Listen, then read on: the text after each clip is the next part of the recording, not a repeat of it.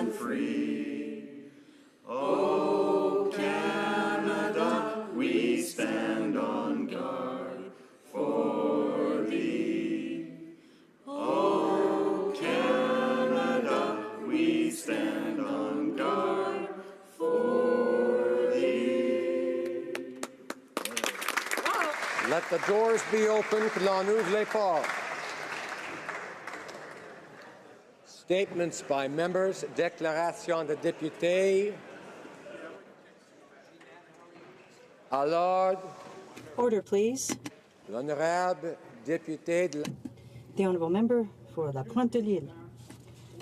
Mr. Speaker, today, 13 senior Catalan leaders were arrested like criminals by the Spanish police. Can you imagine our officials being thrown in jail simply for having done what Parliament wanted? This is a serious denial of democracy, authoritative action unworthy of Spain, and the silence by the Government of Canada is unacceptable. The Catalan people voted freely for an independent government.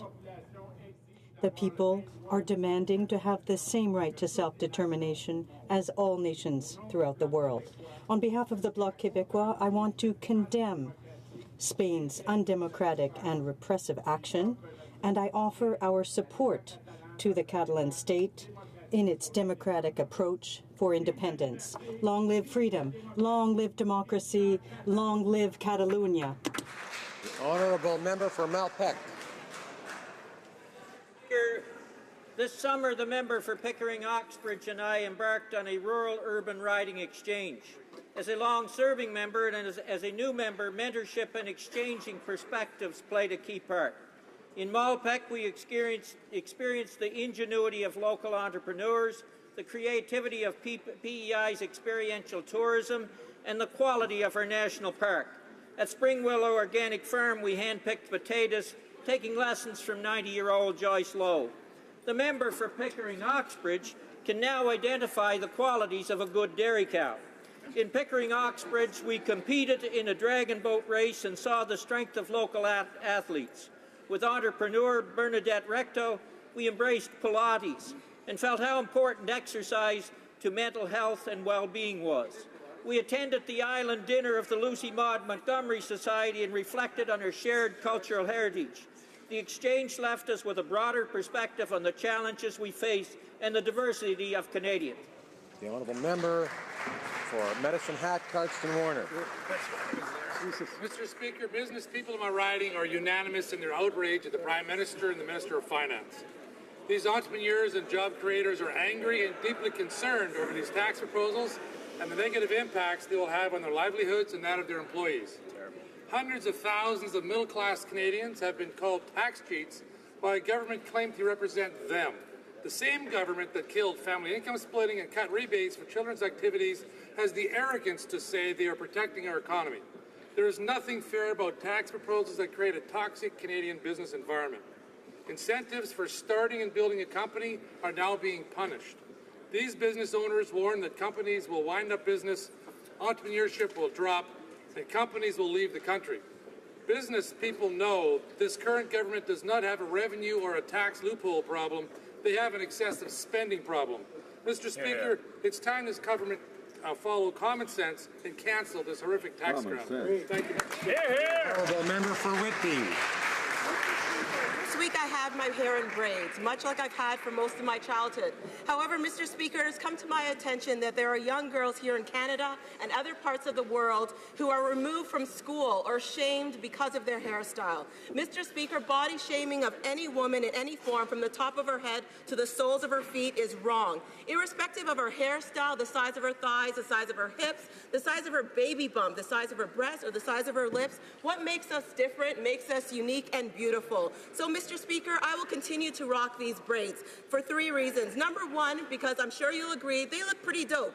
Number 2, in solidarity with women who have been shamed based on their appearance. And number 3, and most importantly, in solidarity with young girls and women who look like me and those who don't. I want them to know that their braids, their dreads, their super curly Afro puffs their weaves, their hijabs, and their headscarves, and all other variety of hairstyles belong in schools, in the workplace, in the boardroom, and yes, even here on Parliament Hill.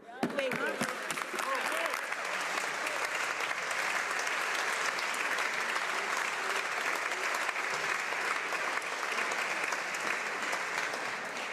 The Honourable Member for Laurier-Sainte-Marie. Mr. Speaker, this week we learned of the passing of Stanislav Petrov. Petrov was on duty at a Russian nuclear early warning center in 1983 when computers wrongly detected incoming missiles from the U.S. He took the decision that they were a false alarm and did not report them to his superiors. Had he not done so, we might have had a nuclear war by mistake, a nuclear war by accident. Cette histoire montre bien. This story shows the danger and absurd nature of atomic bombs and the nuclear armament race. And it's something crazy that is continuing in North Korea. And this is why we need to rise to the challenge of ending this race. The United Nations, at the signing of the Nuclear Weapons Ban Treaty, is shameful. The world deserves better. Merci, Stanislav Petrov. Thank you, Stanislav Petrov. The Honourable Member for Mount Royal. Thank you, Mr. Speaker. This evening, in my riding of Mount Royal, throughout Canada and across the world, Jewish communities will be celebrating Rosh Hashanah, the Jewish New Year. It's time to look forward. It is also a time to look back. Last year, we saw an increase in the levels of anti-Semitism around the world. Jewish Canadians have seen vile acts targeting us and our places of worship. On this Rosh Hashanah, let's join together as parliamentarians to deliver a message to Canada's Jewish community. That message is that we recognize and appreciate the over 250-year contribution of the Jewish community to Canada. We denounce anti-Semitism and all forms of hatred and will combat it with words and with deeds. We stand against discrimination against any group, bigotry against any people. On behalf of all of us, I wish all those celebrating Rosh Hashanah a happy and healthy New Year.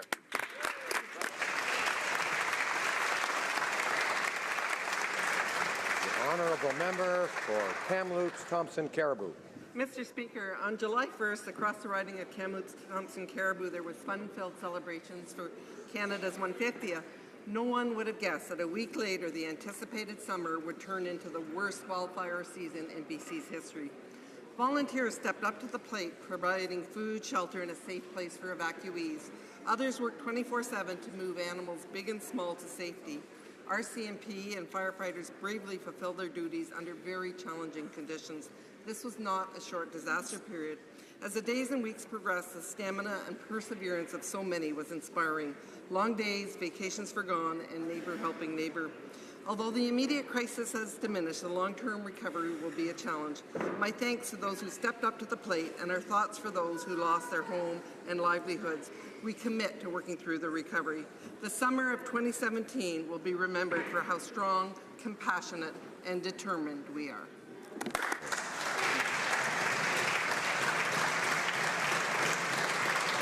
The Honourable Member for Don Valley East.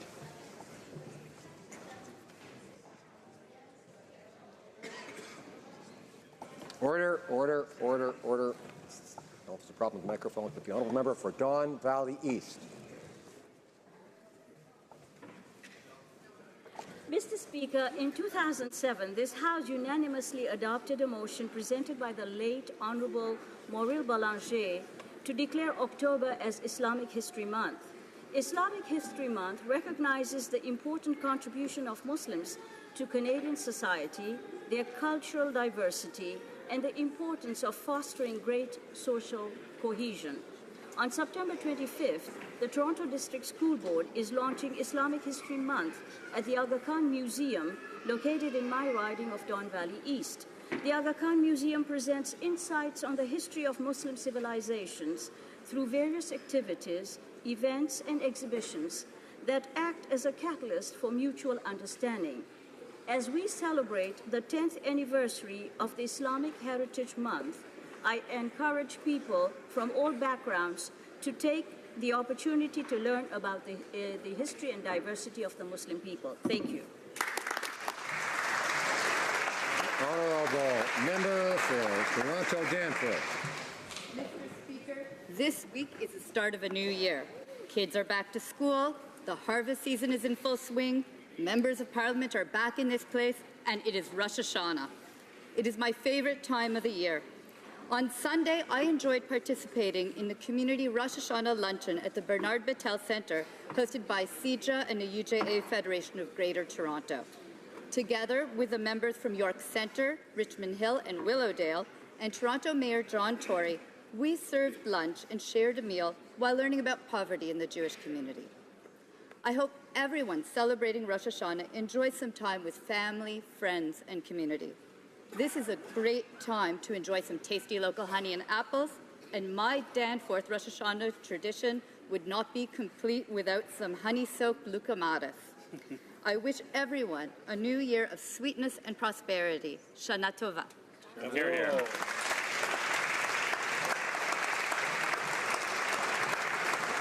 Honourable member for Souris Moose Mountain. Mr. Speaker, this Saturday marks the opening ceremonies of the 2017 Invictus Games. First established by His Royal Highness Prince Harry in 2014, the Invictus Games provide an opportunity for sick, wounded, and injured military personnel and veterans to compete in a multi-sport event against athletes from around the world. From September 23rd to 30th, Toronto will host over 550 athletes from 17 nations, including 90 individuals who are representing Team Canada. The Invictus Games are a great way for Canadians to recognize and pay tribute to the brave men and women who have sacrificed so much to keep this country safe.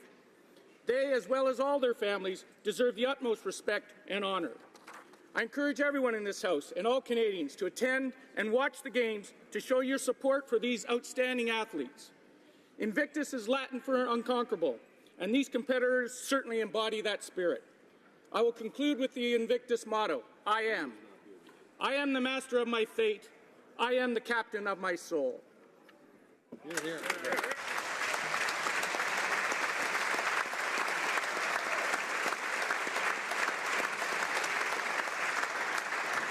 The Honourable Member for Ville-Marie, le Sud-Ouest Île-des-Sœurs. Mr. Speaker, this past Saturday, Montrealers gathered to celebrate Recovery Day. This annual event celebrates recovery from drug, alcohol, and behavioral addiction and challenges the stigma surrounding addiction that so often prevents sufferers from seeking help. Recovery Day began in 2012 with one city, Vancouver. And this September, there are Recovery Day events in over 30 Canadian cities. We all have people in our lives that have been touched by addiction, who are afraid to speak out. And speaking out is a crucial first step to recovery. Aujourd'hui, j'aimerais donc... So today I'd like to thank the organizers of Recovery Day who are working to overcome the stigma surrounding addiction and recovery. I also want to thank the organizations in my riding that help people struggling with addiction, like Jean Lapointe House, the Booth Salvation Army Center, and the Bon Accueil Mission. Thank you. L'honorable député de Nickel Belt. The Honourable Member for Nickel Belt. Dan. Mr. Speaker, I'd like to congratulate the people of Gogama who are celebrating the 100th anniversary. It's in Northern Ontario, and it's a hidden treasure, a beautiful community that offers outdoor activities. You can go fishing, hunting, biking, hiking, without forgetting the other activities. It has gone through difficult times with train derailment in the past. Thousands. Their strength should not be measured by their numbers. They have persevered. They have opted to put a negative situation and turn it into an opportunity. No time was wasted, and they produced a fantastic tourism video as a result.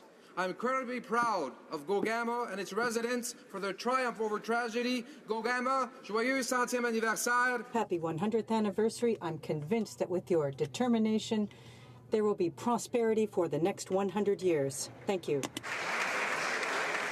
The Honourable Member for Bruce Grey, Owen Sound. Mr. Speaker, last week I held a roundtable in Owen Sound to discuss this government's latest attack on small business owners, physicians, family farms, and more. The message was loud and clear that these reforms will be very damaging to each of these sectors. To make it crystal clear for the Prime Minister, though, I drafted this poem to truly get the point across. Prime Minister and Finance Minister, a message for you. It's from Bruce Gray Owen Sound, so you know that it's true. Small businesses, farmers, and physicians alike are left scratching their heads at this unfair tax hike. Have you ever been to a barn? It's not a tax haven.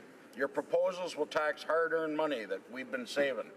My retirement plan, my kids' education, that's what you're taxing, not some island vacation.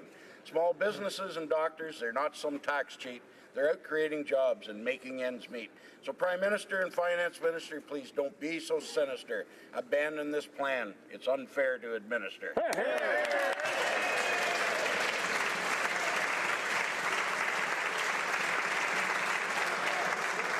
Honourable member for Hamilton West. The honourable member for Hamilton West and Castor Dundas. Thank you, Mr. Speaker. Tomorrow is United Nations International Day of Peace. It's a day where citizens around the globe put peace ahead of their differences and try and create a culture of peace. Both inner peace and peace in society is very important to me. And this is why I am delighted to announce that tomorrow at noon, we have John Kabat-Zinn coming to the Hill. And John will be leading a mass mindfulness meditation session on the Hill. Now, John, we are so fortunate to have John. He's a world-renowned meditator. He's a retired professor from the University of Massachusetts Medical School, where he created both the Stress Reduction Clinic as well as a mindfulness center. And I want to take this opportunity to thank Inner Space under the direction of Cher Van Arel, who has set this event up.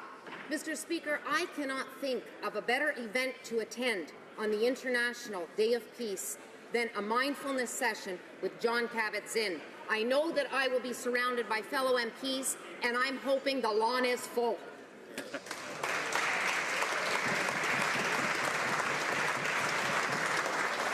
Might even be some silence, who knows?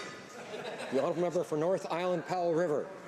Perhaps the most devastating part of losing someone you love is the silence that fills the space that was once filled with their unique sound. On the west coast of Canada, the silence that has taken the beautiful space of Twyla Roskovich is stark. None of us can believe she is gone. At 38, she was too young to leave us.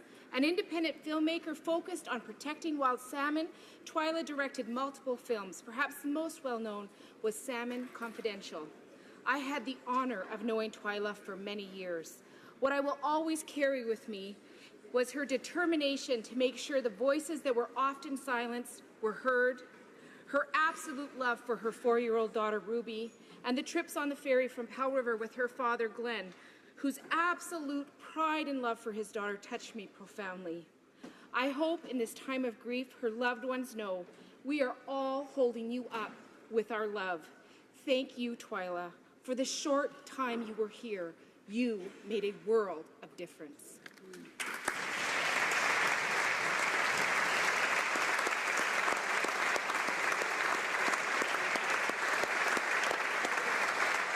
The honourable member for Thornhill. Mr. Speaker, this evening at sundown, the Jewish community in Canada and around the world will gather to celebrate Rosh Hashanah, the start of the Jewish New Year and the high holiday season. During this time, Jewish communities will gather with friends and family to enjoy festive meals as the new year is ushered into the sound of the shofar. This is also a time for retrospection, observance, and prayer for a good year. This past year, we have seen a continuing rise in anti-Semitic hate crimes. The Conservative Party, Mr. Speaker, will always stand with the Jewish community in Canada and around the world in the face of this pernicious hate. On behalf of the official opposition and the Conservative Party of Canada, I want to wish everyone celebrating a happy, healthy, peaceful, and sweet Rosh Hashanah. Shana Tova u'Matuka.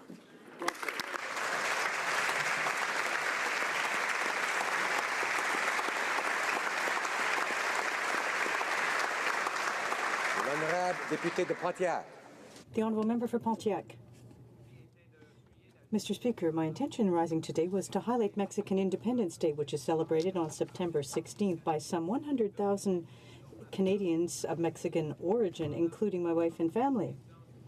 However, as co-chair of the Canada-Mexico Parliamentary Friendship Group, I take this time today to offer my thoughts and prayers to Mexico, which is recovering from a second earthquake. Communities, including Gatineau, which is host to a campus of Mexico's National University, and to Aztlán, the traditional folkloric ballet of Mexico and Canada. Our connection is strong, but our hearts are heavy. I ask all Canadians to join me in doing what they can to support our cultural, economic, and humanitarian partner as they face tough days ahead. Learn more about supporting the Mexico Earthquake Relief Fund or the Red Cross as a proud and resilient people face these enormous challenges. Nosotros canadienses somos unidos y en solidaridad con nuestros amigos mexicanos.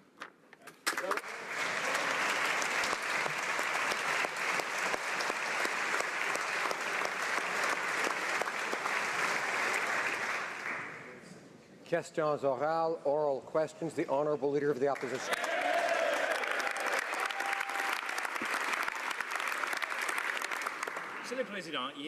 Mr. Speaker, yesterday the Prime Minister continued his campaign against small businesses. Local businesses need tools to save when things are going well and then to be able to get through tough periods because they want to be able to pay their staff when things are not going as well. But with the Prime Minister's tax changes, it will be more difficult for them to do that. Will the Prime Minister end his campaign against local businesses and stop attacking our job creators? The Honourable Minister of Natural Resources. Week, Conservatives pretended to stand up for business women. But I can tell you that members on this side were deeply disappointed by comments made by the Conservative member for Battleford Lloydminster about the Minister of Environment and Climate Change. We can all agree that sexist comments should not be part of the public debate or part of any conversation anywhere, period. So I ask the Leader of the Opposition, will he stand here today, do the right thing, and denounce his members' comments and ask him to issue a full apology to this House?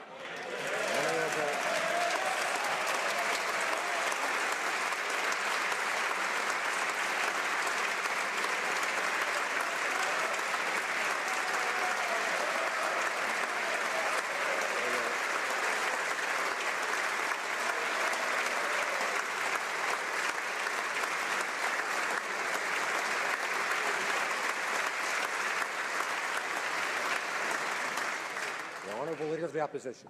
Mr. Speaker, women entrepreneurs expect their government to stand with them, not attack them. The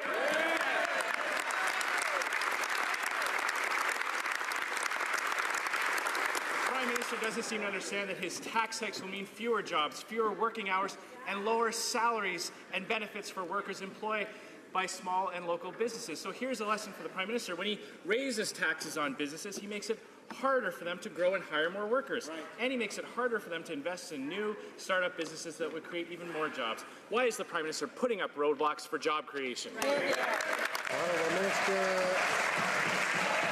of Natural Resources. Order. Mr. Speaker, how disappointing. The Leader of the...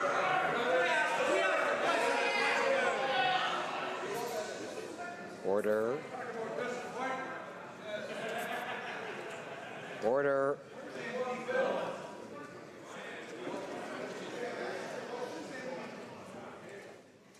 The Honourable Minister of Natural Resources has the floor.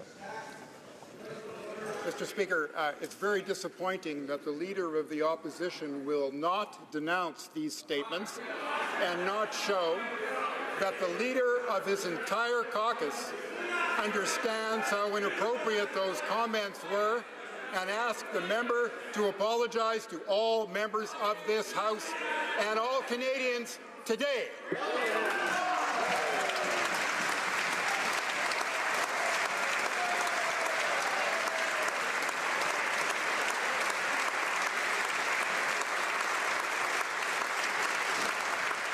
Honourable Leader of the Opposition, order.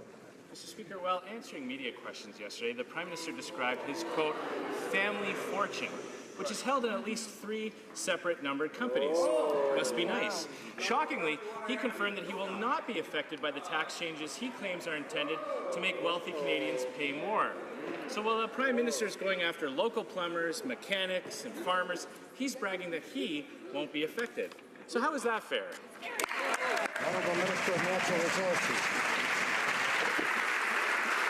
Mr. Speaker, not only do we on this side of the House defend the entrepreneurs and businesswomen, we also represent the integrity and respect women from coast to coast to coast, and the leader of the opposition refuses to denounce the comment of his colleagues in front of all members of this House and indeed in front of all Canadians. The Honourable Member for Richmond-Athabasca. Mr. Speaker, 35 associations of small and medium-sized businesses, professionals, independent workers, and farmers, representing more than 1.2 million members, were never consulted about the Liberal government's tax reforms. We're not talking about multimillionaires here. We're talking about people who work hard day in and day out to create jobs all across Canada. Mr. Speaker, my question is simple. Will these people have to pay $1,500 to attend a private cocktail party with the Prime Minister in order to get them to finally listen? No. The Honourable Minister of Finance. Mr. Speaker, we don't want a system that incentivizes the wealthiest Canadians to have private incorporations so that they can have a lower tax rate than that of the middle class. That's our goal. We are listening. We are currently in a period of consultation. We're listening to people all across the country. I've been going to chambers of commerce across Canada to listen, and that's very important.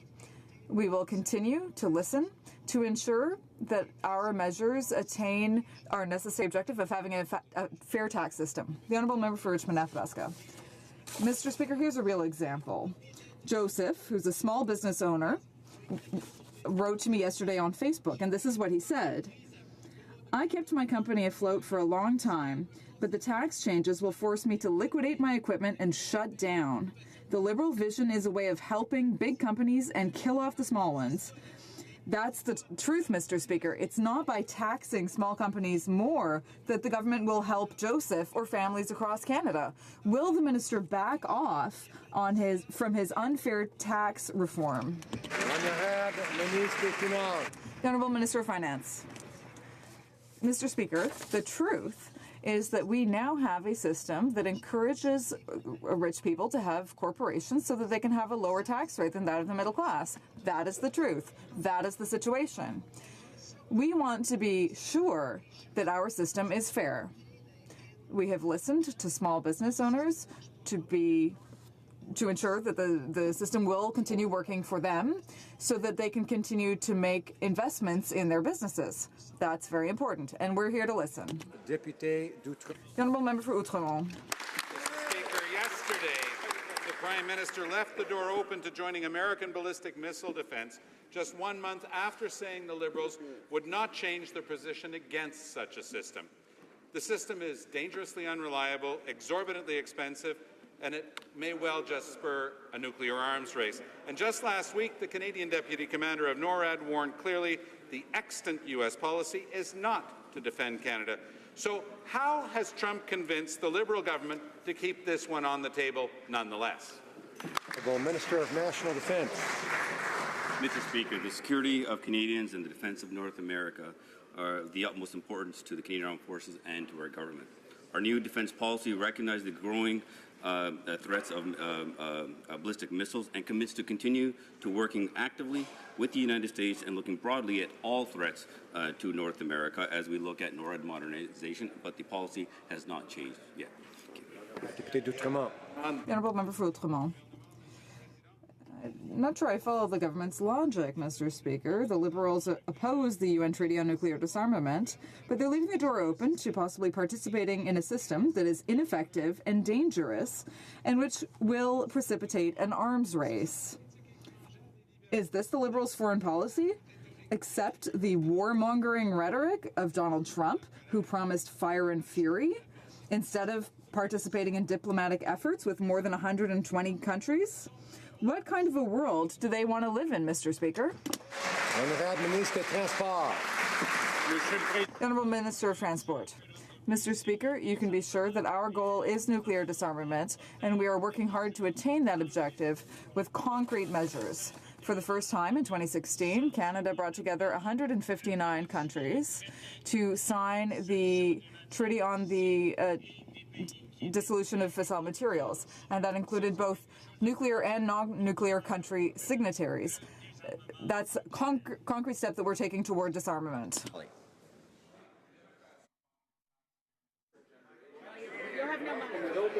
Liberals. Order. I wasn't hearing the member. I've asked him to start over. The honourable member for Skeena Bulkley Valley. Sorry. Mr. Speaker, New Democrats have fought for tax fairness for generations, so we welcome Liberals to the conversation with open arms. Yet in typical Liberal fashion, they've somehow managed to screw up the consultation and decided to focus only on small business. New Democrats are calling on the government to extend and expand this review to get it right. Billions in tax havens, hundreds of millions of dollars in CO stock options. No wonder small businesses don't trust Liberals when it comes to their affairs. The finance minister is going after all the minnows, but he keeps throwing back the whales. So will Liberals get serious about going after tax cheats, even if it might hurt some of their wealthy and well-connected friends? Honourable.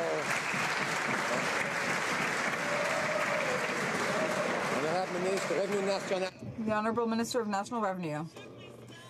Mr. Speaker,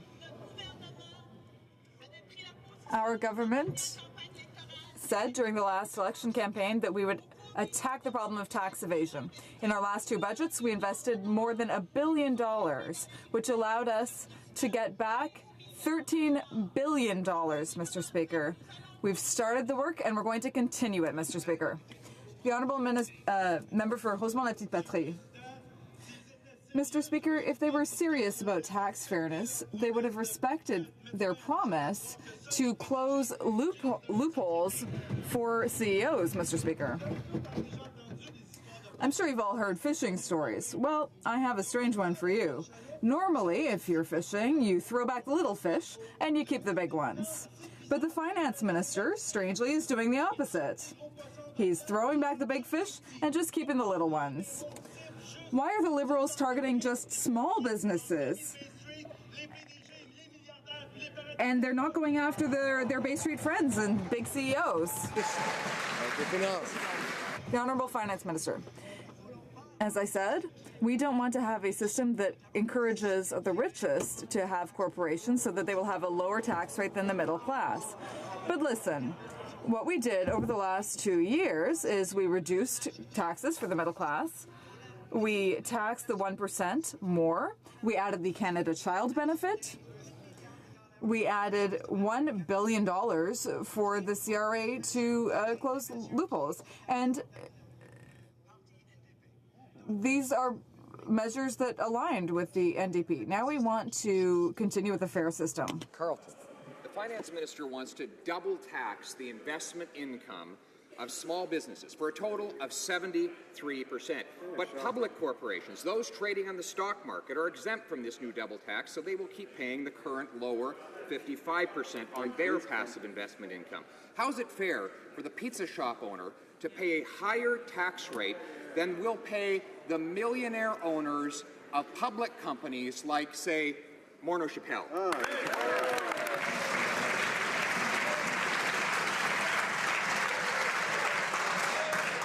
I remind colleagues that they're not to do indirectly what they can't do directly, so he's close to the line. It's close to the order. Order.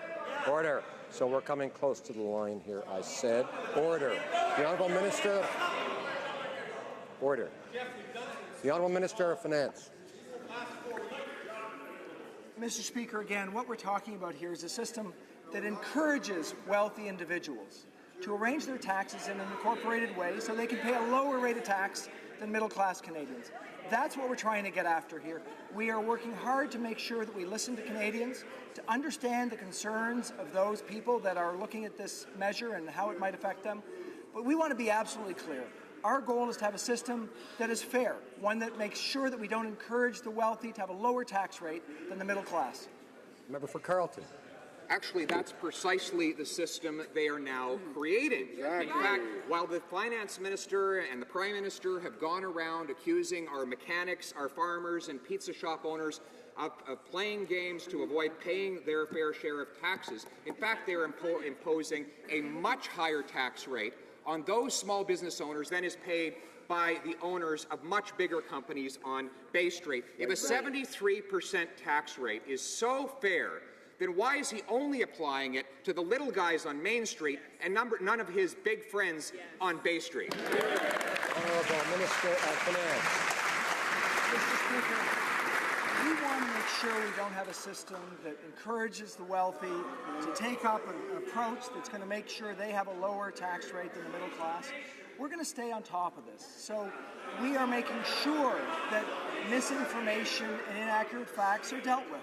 We're going to listen to Canadians, clarify what we're trying to achieve, to make sure that everyone knows that we're going to end up with a tax system that's more fair. That's our goal, and we're going to stick with that. The Honourable Member for Louis Saint Laurent. Let's talk about fairness. The Finance Minister's proposal aims to tax small businesses' investment income at a rate of 73%.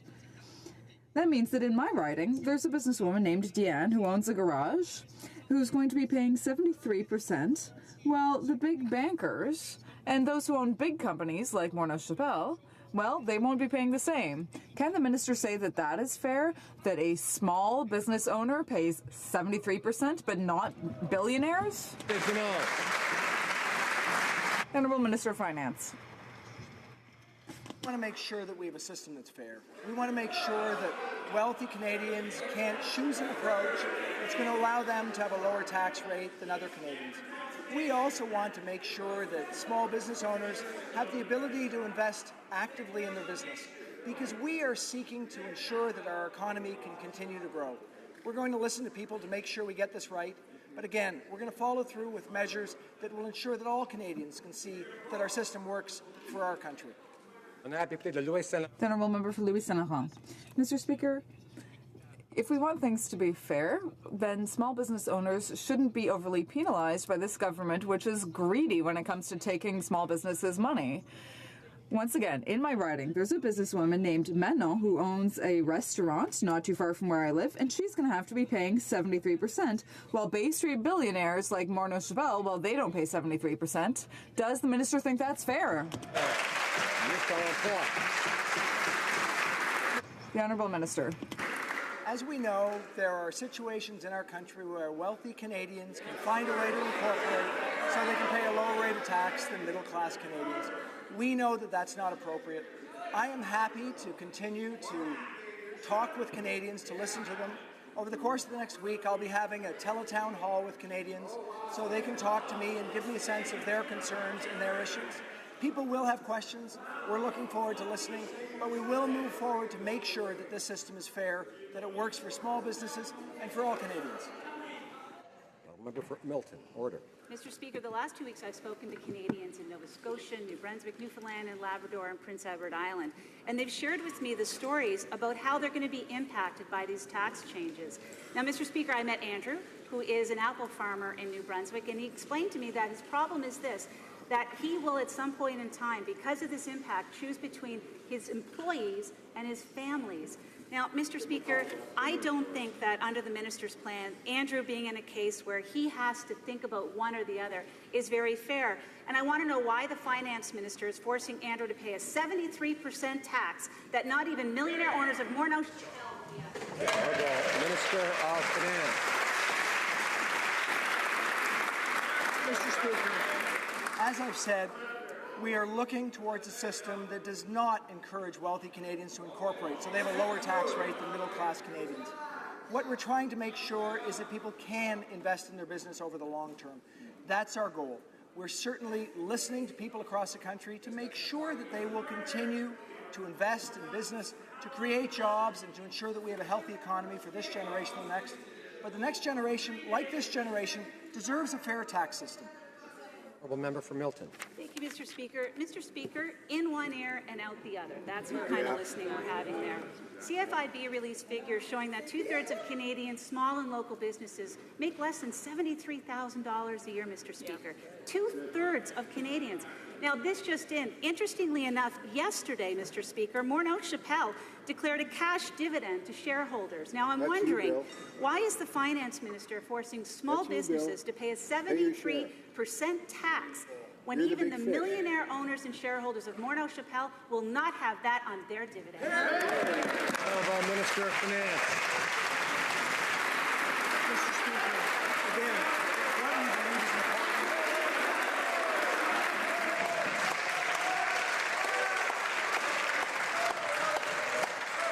Order. The Honourable Minister of Finance. Order.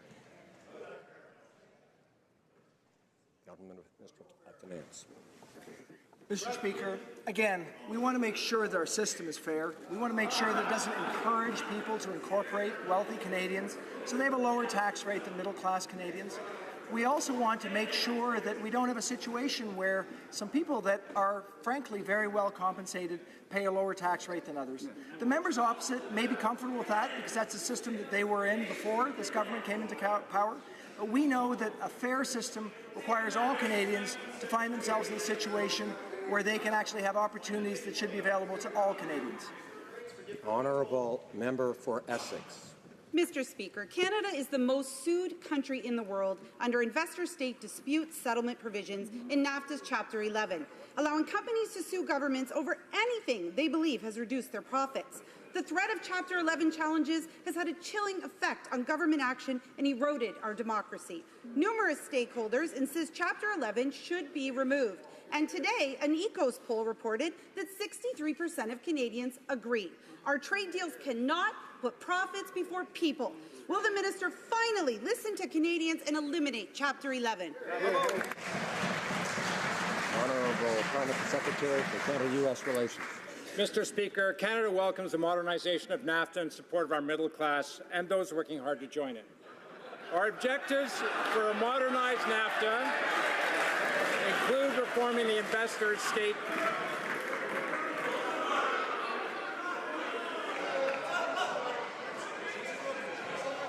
Members seem to be enjoying question period today. Let's have a little order. Order. Order.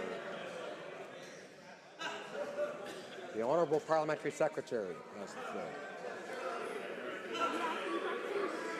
Thank you, Mr. Speaker. Our objectives for modernized NAFTA include reforming the investor-state dispute settlement, Chapter 11. And we want to make sure that we have the government's right, an unassailable right to regulate in the public interest. We will always stand up for our national economic interests and for Canadian values, and Chapter 11 is very much under discussion. Thank you, Mr. Speaker. Honourable Député. The Honourable Member for Berthier-Masquinongé. Mr. Speaker, the investment program for dairy farmers has, not surprisingly, been an abject failure. Without sufficient funding, many dairy farmers have hit a wall and now won't have access to the compensation they deserve.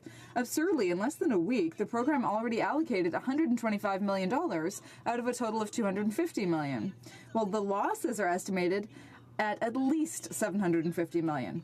CETA comes into force tomorrow, and dairy farmers will have to start investing now. Does the Minister of Agriculture plan on adding more funding to the program to support our farmers? Yes or no? Honourable Minister of Agriculture. Merci, Mr. President, and I can assure my honourable colleague that this government has and will continue to support the supply management system. And it was quite clear when we invested $350 million in the dairy side of the supply management sector, making sure that $250 million went to innovation with the farms themselves and the $100 million in the processing sector. We have and will continue, and other dollars are available. The supply management system is safe and well in this country, Mr. Speaker. Honourable Opposition House Leader. Mr. Speaker, Wildwood Transport is a trucking company in my riding that employs 55 Manitobans. Ryan, who's the owner of Wildwood Transport, has told me that the finance minister's tax increases is going to have a drastic effect on him and his employees. What Ryan doesn't understand is this. Why is the finance minister forcing him to pay 73% tax that not even the millionaire owners of his own family-owned company, Morneau Chappelle, has to pay? How is that fair? Honourable Minister of Finance. Mr. Speaker, we are working towards ensuring that our tax system is fair. We want to make sure that there's not an encouragement for wealthy Canadians to incorporate, so they pay a lower rate of tax than middle-class Canadians. We know that Canadians see that as fair. We're going to work towards ensuring as well that entrepreneurs like Ryan are ensured that they can continue to actively invest in their business, to create jobs, to help keep our economy, which is growing very well, healthy over the long term. They need a fair tax system, they need encouragement to invest, and that's what we're working on achieving. Honourable Opposition House Leader. Mr. Speaker, the Finance Minister has got his head in the sand because jobs that are created by Ryan and this company are going to be driven into the ground under the tax increases by this minister. Mr. Speaker, we ask again, how is it fair that someone like Ryan and a company like this is going to have to pay 73% when millionaire owners of companies like Morneau Chappelle won't have to? How is that fair? Honourable Minister of Finance.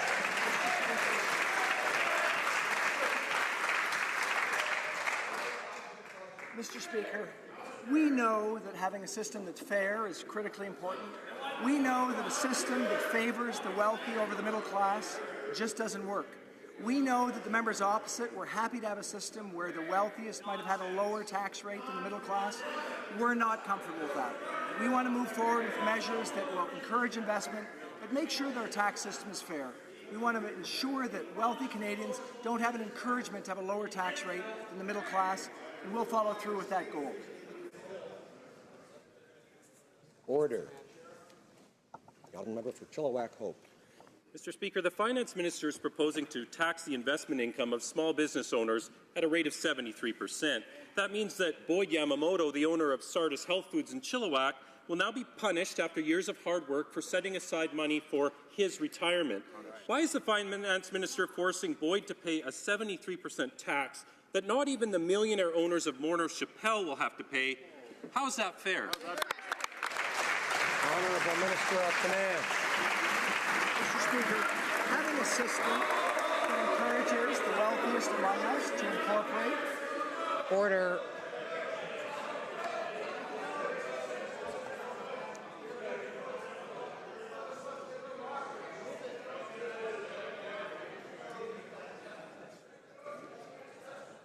Order. I'm sure that most members would agree that they would defend the rights of others to speak, even though they disagree. So I would ask them to respect that right as a fundamental principle of democracy. The Honourable Minister of Finance has the floor. Mr. Speaker, we know that Canadians expect us to put in place a system that's fair. We know that they've seen a system that over the years has encouraged the wealthiest to incorporate to get a lower tax rate than the middle class. That's not something we want to have as a continuing situation in our tax system. We know that we have to have two objectives met. We want to have a system that encourages people to invest in their active business. We want to have a system that's fair for this generation and future generations. That's what we're working towards. It appears the honourable member for Brantford-Brant did not hear me, and I would ask him to not be blurting things out when someone else has the floor, and he does not, and he knows that's not permitted in the rules. The honourable member for Chilliwack Hope. Mr. Speaker, Kelly Langill owns a heating and air conditioning business in Chilliwack. He works hard, creates good jobs within my community, and hopes to share his success with his children and save for his own retirement. The Finance Minister's tax changes will harm his business and his family. Kelly says, I will now have to reevaluate my ability to save not only for my retirement, but to keep my business running. Why is the Finance Minister forcing Kelly to pay 73% tax that not even millionaire owners of companies like Morneau Chappelle have to pay, and how is that fair? Honourable Minister of Finance. What we know with our current system is that it does encourage wealthy Canadians to incorporate so they can have a lower tax rate than middle-class Canadians.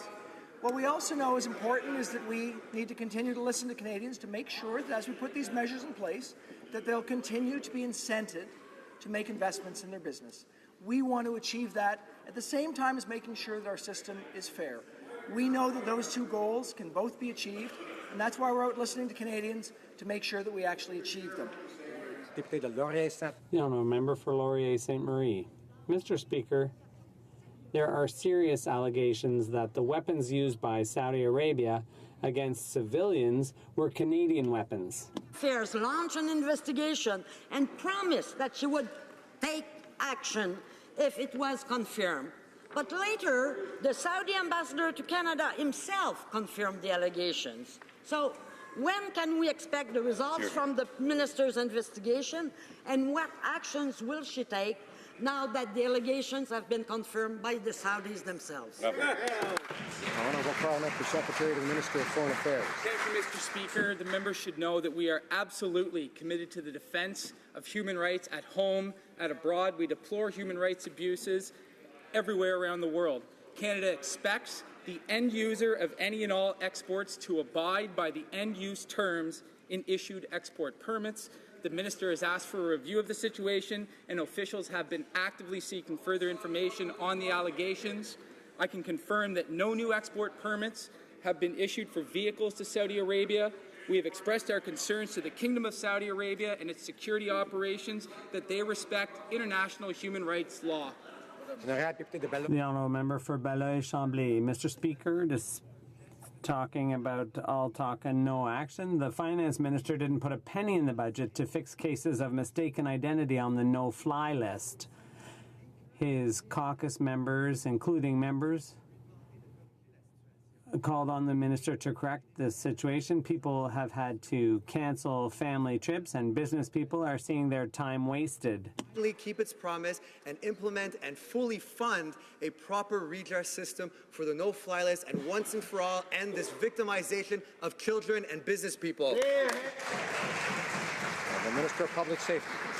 Mr. Speaker, the design flaws in the no-fly program stretch back many years. It was designed in a way which required people who were inadvertently red flagged to present themselves at the counter to be cleared manually. That is a very bad system, Mr. Speaker. We are determined to fix it, and I would point out to the honourable gentleman that in Bill C-59, he will find the beginning of the legislative changes that are necessary to fix it. The member for New Brunswick Southwest. Mr. Speaker, my riding of New Brunswick Southwest is home to some of the largest exports of seafood in Canada, including lobsters, scallops, salmon, herring, sardines, and so much more. I know so many of the businesses are excited about the opportunities with CETA. Could the Minister of International Trade please update this House on what CETA will mean for the businesses and the implementation process? Thank you. I'd like to thank the member from New Brunswick Southwest. That is the questions that all Canadians have been waiting for, Mr. Speaker. Tomorrow, the free trade agreement between Canada and Europe will come into force. Hear, hear. It will open a market of 510 million consumers for businesses across Canada. I invite all members of this House to make a difference in the lives of farmers, fishermen, businesses, small businesses. Use the agreement. This is a great day for Canada. I invite all members to join in that. Honourable member for Prince Albert.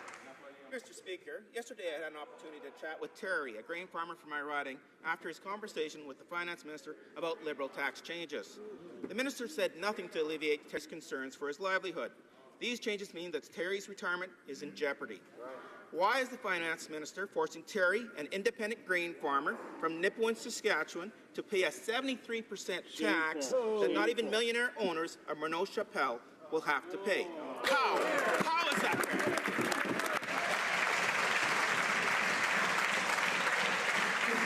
Across the country, we want to make sure their tax system is fair. We know that they don't want a system that encourages just the wealthiest to incorporate, to have a private company so that they can actually pay a lower rate of tax than middle-class Canadians. I was pleased to speak to Terry, as I'll be pleased to speak to Canadians who will come on our teleconference later this week, in order to hear their questions and ensure that we are listening to what these changes will mean for them. Our goal, again, is tax fairness. We want to make sure that people like Terry and others can continue to invest. Those two goals, we believe, can be met together. Honourable Member Carlton Trail, Eagle Creek. Mr. Speaker, Daryl and Kathy hope to have their son Jackson take over the family farm someday. They told me how their rainy day fund saved them when their combine broke in the middle of harvest. The Finance Minister's tax grab would have made that impossible. Meanwhile, multi-million-dollar companies traded on the stock market are exempt. Why is the Finance Minister forcing Daryl and Kathy to pay a 73% tax that not even the millionaire owners of Morneau Chappelle have to pay. How is that fair? Minister of Finance. Mr. Speaker.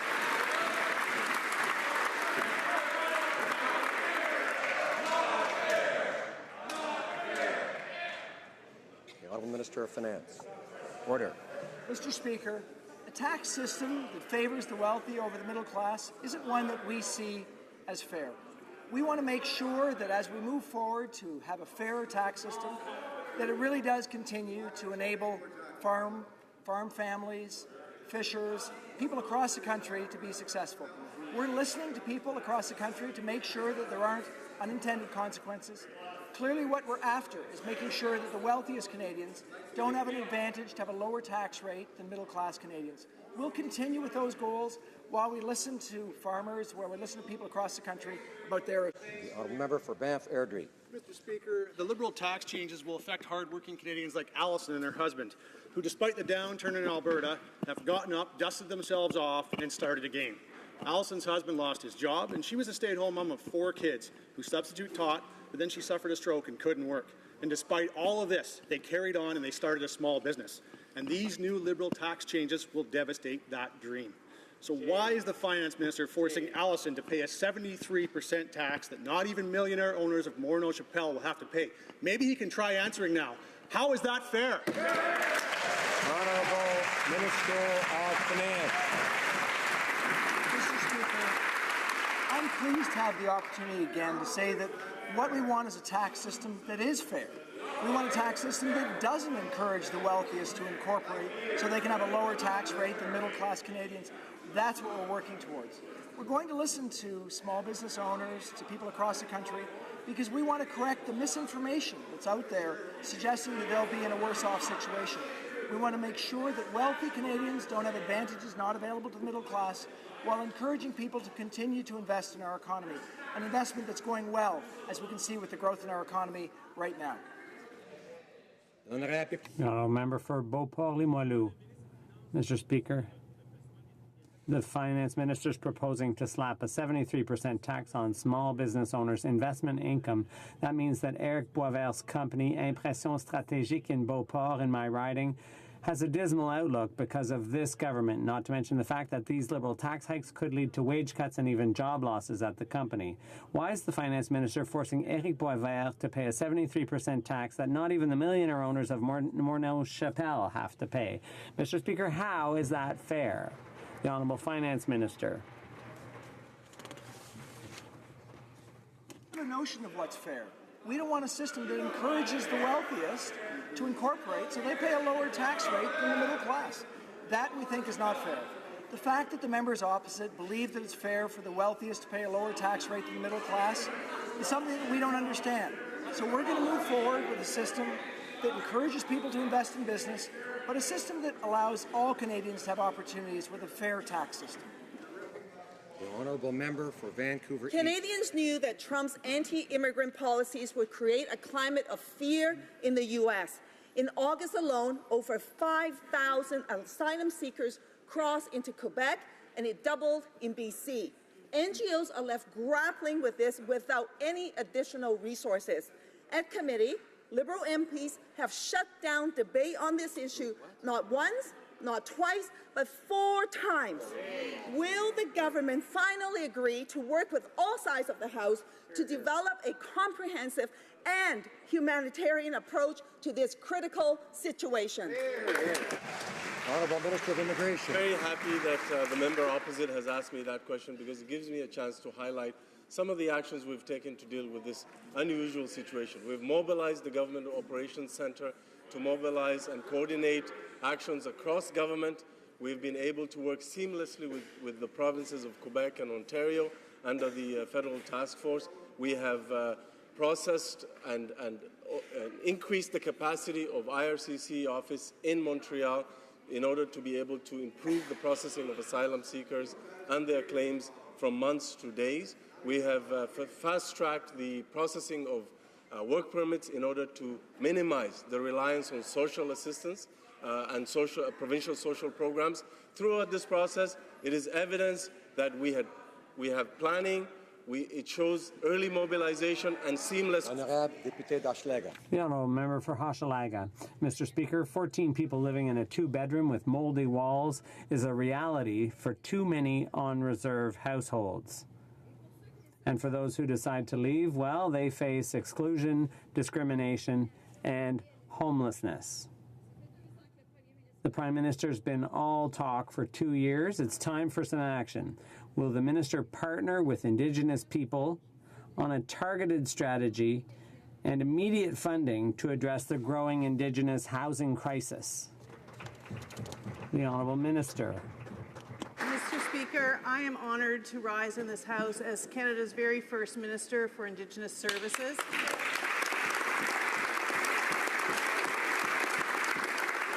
I heartily agree with the member opposite that for too long, Indigenous peoples in this country have lived in substandard conditions. That's why our government has made such significant investments, and already 6,500 homes have been built or are under construction. We will continue to work with our partners in First Nations, Inuit and Métis peoples of this country to make sure people all have a good quality of life. The Honourable Member for Mégantic-l'Érable. Mr. Speaker, in full harvest season, the Finance Minister is proposing to slap a 73% on small business owners' investment income. Eric and his two partners, who are family members, farmers in St. Christine in the riding of Shefford, will lose all hope of turning their farm over to their 6 kids and having a decent retirement. Why is the Finance Minister forcing Eric to pay a 73% tax that not even the millionaire owners of Morneau-Chapelle have to pay? How can he claim that's fair? The Finance Minister. Mr. Speaker, what we want, what all Canadians want, is a fair system. A system where there's no encouragement for the wealthy to incorporate, to pay lower taxes than the middle class. We agree with them. We are listening to farmers all across the country. We will listen to make sure that our measures don't change their situation. That's very important. Our goal is clear: to have a fair system. Foothills. Mr. Speaker, John owns Finger Cats Welding in my riding. He's an employer in a small rural community who has fought hard to keep his business afloat despite the energy downturn. And now the Finance Minister wants to take more money out of his pocket with these punitive tax changes. This is going to force him to lay off staff and certainly inhibit the ability for him to grow his business. Why is the Finance Minister forcing John to pay a 73% tax hike when millionaire owners of companies like Morneau-Chapelle do not have to pay it? I would like him to tell rural Canadians, how is that fair? Honourable Minister of Finance. Mr. Speaker, I know that rural Canadians and all Canadians want to have a system where we don't encourage the richest to incorporate so they pay a lower tax rate than middle-class Canadians. That's really important. For business owners, for people across the country who are trying to invest in their business, we encourage that activity. At the same time, we want to make sure that we're not encouraging others to incorporate just for a lower tax rate than those business owners or middle-class Canadians. That's what we're working towards. We'll listen to make sure we get it right. Order. The Honourable Member for Brantford-Brant is still having difficulty controlling himself. Perhaps he'd like to step outside for the rest of the day and take a little exit and a little break because he can't stay calm. The Honourable, I invite him to do that. The Honourable Member for Brandon-Souris. Kelly Beaumang, who owns Lions Transmission Centre and employs 7 people in Brandon, Manitoba, is being forced to pay a massive tax increase because of this Finance Minister's punitive tax increases, his package, Mr. Speaker. Why is this Finance Minister forcing Kelly to have to pay these huge, massive taxes that not even his millionaire owners of Morneau-Chapelle have to pay? How is this fair? Honourable Minister of Finance. Mr. Speaker, a tax system that encourages the wealthy to incorporate to pay a lower tax rate to the middle class isn't a tax system that's fair. What we want to be clear is that we want to encourage investment in small business. That's why we plan on keeping small business tax rates low, the lowest in G7 countries. That's our goal. So what we're going to do is make sure the system does not encourage wealthy people to have a lower tax rate than the middle class. At the same time, encourage small businesses to invest in their business so that we can grow our economy. Honorable député de Saint-Laurent. The honourable member for Saint Laurent. Mr. Speaker, Quebec's largest industrial and scientific park is located in my riding of Saint Laurent. It houses some 4,500 businesses, including 100 innovative tech companies on the Saint Laurent campus of Montreal's Technopark, and employs over 105,000 people. Can the Minister of International Trade tell the House how the Comprehensive Economic and Trade Agreement between Canada and the European Union, the CETA, could benefit established companies and startups in my riding and the rest of Canada? The Honourable Minister of International Trade. I'd like to thank the member for Saint Laurent for her question. That is the question Canadians have been waiting for. Tomorrow, the free trade agreement between Canada and Europe enters into force and will open a market of over 510 million consumers for Canadian companies. I would encourage all members in the House to take advantage of the deal to make a difference in the lives of small businesses, families, workers, farmers, and fishers. This is a great day for Canada. The honourable member for Lévis-Lotbinière. Mr. Speaker, shame and injustice. The finance minister is proposing to slap a 73% tax on small business owners' investment income. That means that the retirement plans of Mario, a pork producer in my riding, are seriously in doubt. Mr. Speaker, why is the finance minister forcing Mario to pay a 73% tax that not even the millionaire owners of Morneau-Chapelle have to pay? How is that fair? It's shameful, Mr. Speaker. The Honourable Minister of Finance. Mr. Speaker, we do not want to have a system where the wealthiest Canadians can change their situation simply by incorporating in order to pay lower taxes, a lower rate than the middle class. That's unfair. What we want is a system where small and medium-sized businesses can invest with a very low tax rate, among the lowest in the G7, but at the same time, a system that is fair. That's our goal, and we are sure that it can be done. We can have a healthy economy for all Canadians at the same time. Say so of a U.S. court, North Dakota is pushing ahead with 2 water diversion projects that could have terrible consequences for Lake Winnipeg. Foreign organisms could be transferred between independent watersheds, and increased nutrient loads could mean further problems with toxic algae. It was a platform commitment of the Liberals to protect Lake Winnipeg. The way to do that is to refer these projects to the International Joint Commission for Independent Review and Canadian Oversight. So now that the time for talk is over, Mr. Speaker, will the Liberals stand up for Lake Winnipeg and make that referral? Honourable Parliamentary Secretary for Environment. Thank you, Mr. Speaker. The health of Lake Winnipeg is a priority for the government, and it was reflected in the budget. There was $27.5 million that was allocated in the budget to protect Lake Winnipeg and its basin. In that regard, we are working with the relevant provinces in the basin and with the United States and the relevant states in order to ensure that we are protecting and enhancing the ecological status of the lake. The honourable member for Don Valley West. Mr. Speaker, tomorrow is World Alzheimer's Day, and almost every member in this chamber has been touched by Alzheimer's or other forms of dementia in some way or another. So have most Canadians. We all know that more needs to be done to help those struggling with dementia and those caring for them, as well as in research to understand and treat these diseases. As I congratulate the new Minister of Health on her appointment, can she update us on her department's work on this important issue? Honourable Minister. Thank you very much, Mr. Speaker. I'd like to thank the member for Don Valley West for his question and for his work, along with the member for Niagara Falls on Bill C-233. This is a priority for our government and a priority of mine personally, as my mother lives with Lewy Body dementia.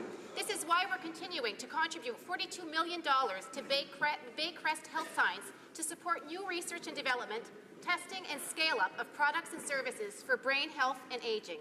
And last year, we launched the largest ever study in dementia in Canada. We will continue to work to improve the lives of those with Alzheimer's and their families. Thank you, Mr. Speaker. Honourable member for Thornhill. Mr. Speaker, the Minister of Indigenous Services filed her public declaration of assets with the Ethics Commissioner on February 26, 2016. In that disclosure, the Minister said there is a compliance agreement permitting her to continue as President, Treasurer, Secretary, and Director of her professional corporation until August 3, 2016.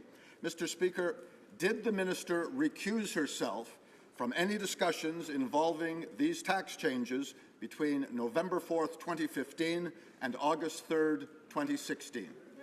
Minister of Indigenous Services.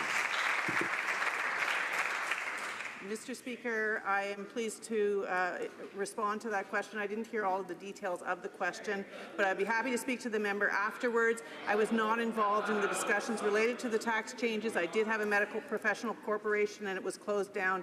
I made that decision on the day that I was elected when I knew that I would not be practicing for some time to come.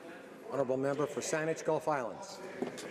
Thank you, Mr. Speaker. My question to the Minister of Natural Resources. We know that since C38 in 2012, the National Energy Board, with no competence or experience in environmental assessment, is making a hash of the projects it reviews.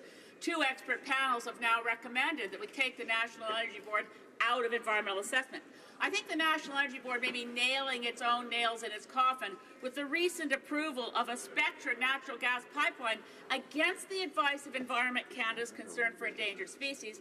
A similar mining project in the same region is getting different treatment through the Environmental Assessment Agency. Can the Minister confirm that we will get the National Energy Board out of environmental assessments once and for all? Minister of Natural Resources. Mr. Speaker, as the member knows, the government has spent the last number of months looking at modernization and reform of the National Energy Board. It's part of a coast-to-coast-to-coast set of conversations with Canadians, and I can assure her that when we come to this House later with legislation, it will embody those very principles that matter to her: Indigenous consultation, environmental stewardship, and responsible economic growth for Canada. This will conclude question period for today. Tabling of documents.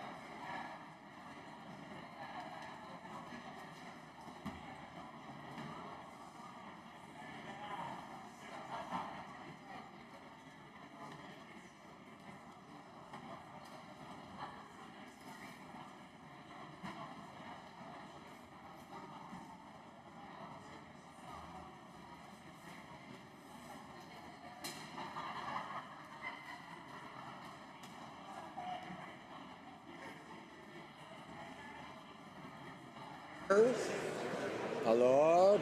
Order. I encourage members to take their conversations out into the lobbies. I know this is an important moment for members to have conversations with members on the other side, with ministers and so forth, but we need to move along. And so I'd ask my colleagues to assist me by saying shh. Thank colleagues for their cooperation.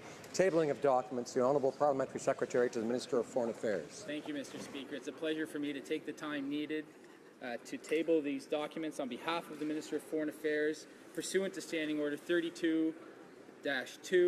I do have the honour to table in both official languages the treaties entitled Amendment to the Montreal Protocol on Substances that Deplete the Ozone Layer, adopted at Kigali on October 15th, 2016. protocol to the 1979 Convention on Long-Range Transboundary Air Pollution to abate acidification, eutrophication, and ground-level ozone.